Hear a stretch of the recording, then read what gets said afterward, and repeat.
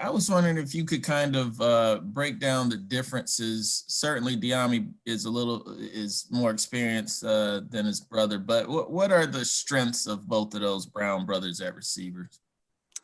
Well, speed is something that they both share. Obviously, I'm smiling because I'm thinking about Miss Brown at home. How we were talking about it today. How excited the family must have been to see Diami put together the kind of game that he had, and Joffrey obviously had a big play in the ball game. So I would say the biggest similarity is speed. They both possess it. They do a good job vertically, and they have the ability to detach themselves or separate themselves from defenders. So you try to get them both in that type of scenario, and obviously both of them responded on Saturday. And then maybe the difference right now is just experience.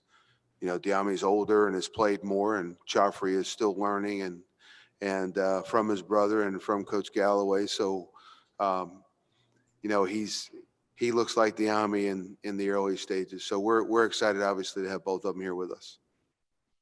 And I don't even know how to ask this the right way, but sometimes I feel like offense is kind of the play calls and selections are designed to not cater, but kind of protect their defense. And I mean that, like, maybe you don't go tempo because you're not trying to allow the opponent to have as much time on the field. I was wondering if you could take me behind your philosophy on how do you go about doing that in putting together a game plan? So it's interesting. It's a conversation that when Coach Bateman and I got here, we have had in the past, and he'll tell you, and he's a champ. He'll tell you that the defense is responsible for the defense when they're on the field, and not the offense. And I think there are situations in games, obviously, that you can help one another on the other side of the football.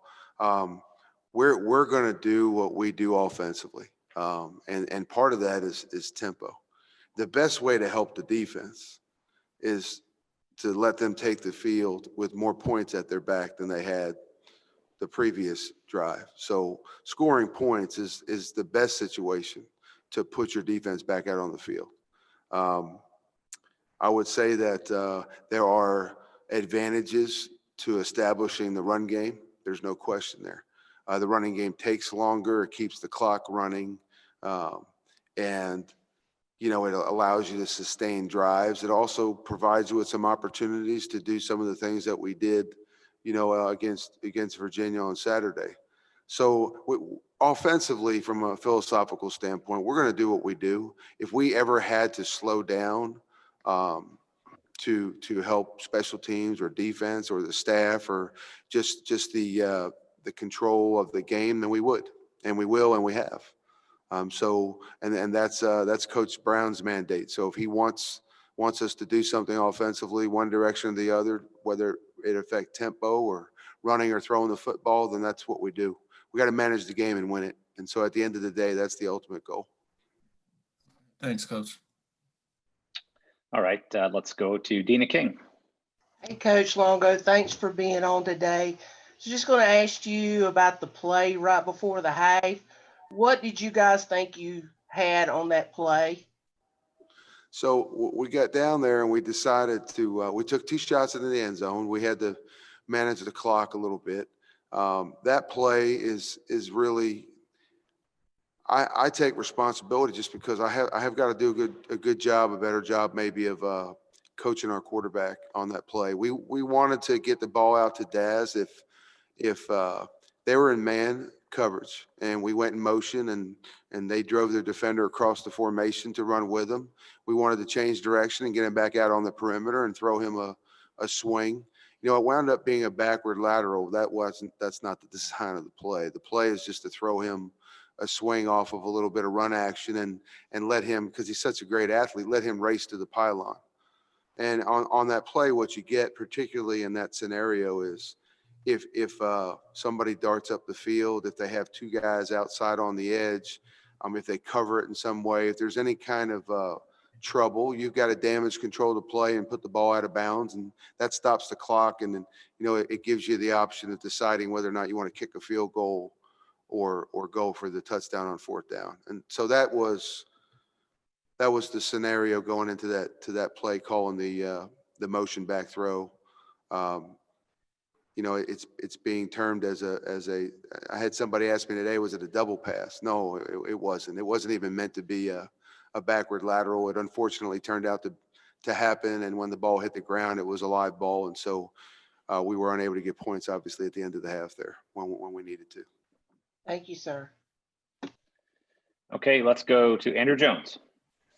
Hey, Coach, staying on that, you guys had the ball at the 2-yard line. How long generally would it take to run a running play, a dive play, some power stuff?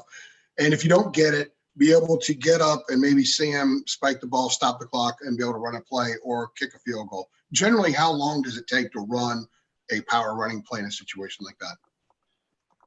You can get a run play off. It's a smart defense. It's gonna, if you don't score, that's the issue, and they tackle you at the 3 or the 2 or the 1, they're gonna sit on you. I mean, they're not gonna let you up. And there's the danger of not being able to get up to clock the ball or get another play off. So the definite thought process there was to throw the ball into the end zone and take 2 shots. And then on that 3rd one, I rolled the dice on the motion back throw, thinking that we could make a decision on 4th down. That's really how we got to it, and that's what happened. There was not a thought to run the football at that time because of the clock situation. In the 2 losses, you guys were down by 24 at FSU, 21 the other night. And when Sam was bringing you back in the second half of both games, it appeared quarterbacks or offenses may try to get multiple touchdowns on one drive, which isn't possible. And they kind of rush things in those situations. It appears that Sam, his patience allows him to just get 1 touchdown at a time.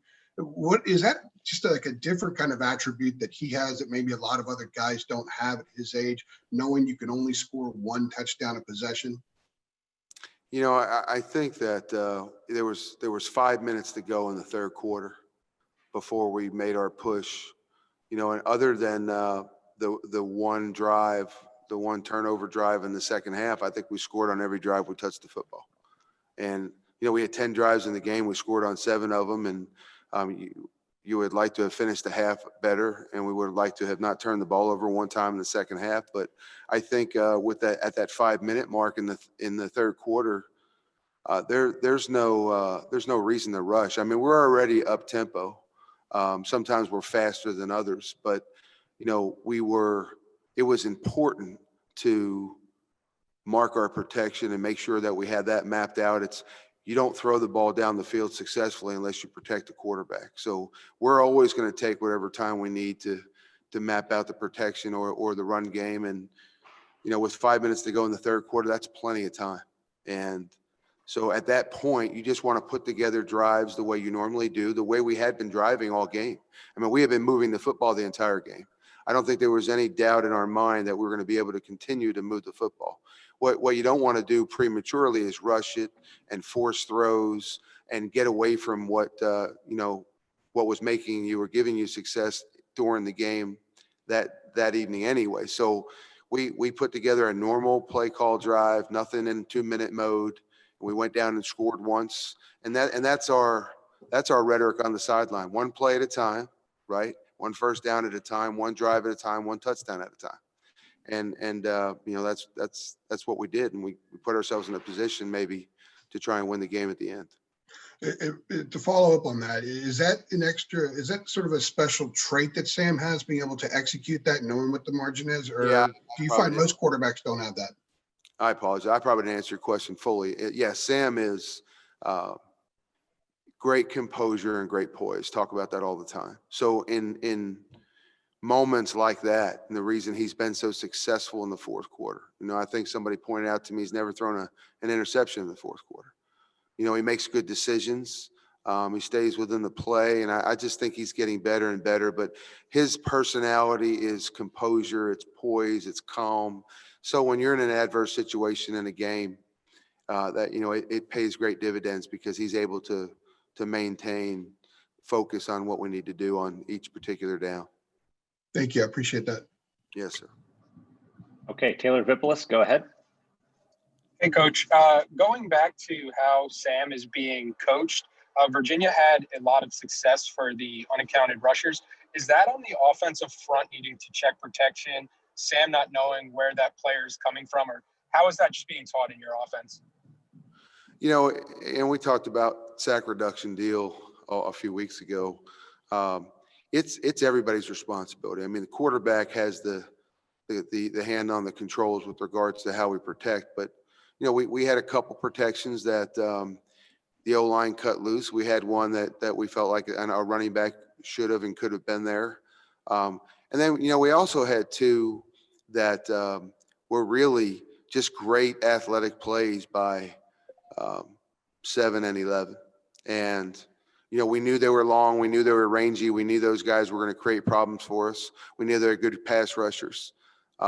We had a swing throw to a running back that was open down on their side of the football field. And Sam couldn't get the ball by him. He was so long and he got up the field so fast. He didn't cover the back, but he's just so rangy. He got in our way, and then he did a good job of making the sack on Sam. So, you know, there was a really good athlete that made a really good play on one of those downs, and it's the MAs and the missed assignments. Those are the issues that you try to clean up. Every now and then you're going to have a great athlete make a great play, and he did on one of those, and that's just football. You know, that's just football. Those plays don't bother me. The ones where we can execute and do a better job, those are the ones that we're looking to correct. And then a follow-up question. What do you think the offense was missing? I know you guys still scored 41 points, but without Jordan Tucker. And is there a status update for when he should be back? No, he's day to day. He practiced today, you know, so I think his intention is to play this week. So I think we're okay there. You know, I always tell you that we're going to take what they give us, and UVA did a fantastic job of getting their safeties in the box. They loaded the box. They brought people down. They gave us individual matchups for the first time this year more regularly. And, you know, we needed to take advantage of those individual matchups, and we did. And so, you know, we threw the ball for more yards than we ran the ball for a change. But at the end of the day, I think we scored 7 out of 10 drives. Our expectation is to do a better job and complete the other 3. You know, I would have loved to have finished the drive at the end of the half. We had a field goal that we missed, and we had 1 turnover. And so, you know, I feel like the 3 drives that we didn't score were more within our control to handle and to affect. And it really was about the UVA defense. Thanks, Coach. All right, last one for Coach comes from Ross Martin. Hey, Phil, this is, I'm going to try to phrase this properly here, but I mean, fans, media, people are going to disagree with play calls, and people don't like some calls. People love calls that work out, calls that go bad.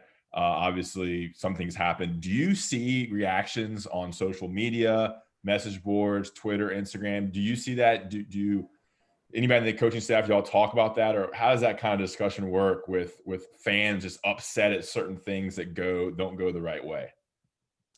Truthfully, Ross, I get on social media to recruit. That's about it. I watched George Seifert win the Super Bowl, and then a year later they fired him. I think there's always somebody that's not happy with what you do. When you start letting outside things, and we tell our players this all the time, if you let outside distractions affect what you do, then what happens is it starts affecting the job you're doing inside the building. So I've been doing this long enough now to know that short of winning a national championship on an every year basis, there's going to be somebody out there that's not happy with what you do. Hey, look, we run the ball for over 300 yards, and I hear about why are we not throwing the football with all those receivers? We throw the ball for 443, and why the heck aren't we giving those running back? I like the fact that we have a problem, and that is there's some talented players on our football team, and the best thing we can do is put our guys in the best position to win on every play. And if that happens to be running the ball, that's what it's going to be. And if it happens to be throwing it to one of our athletes, then that's what it's going to be. And that's, that's my only focus. And I know that sounds like coach speak, but that's, look, I'm gonna worry about my family. I'm gonna worry about football and our players, and I'm gonna enjoy the fans because most of them are extremely supportive of our players. And this is really actually North Carolina is really a fun place to be. So the answer is no. And right now the focus is on beating Duke.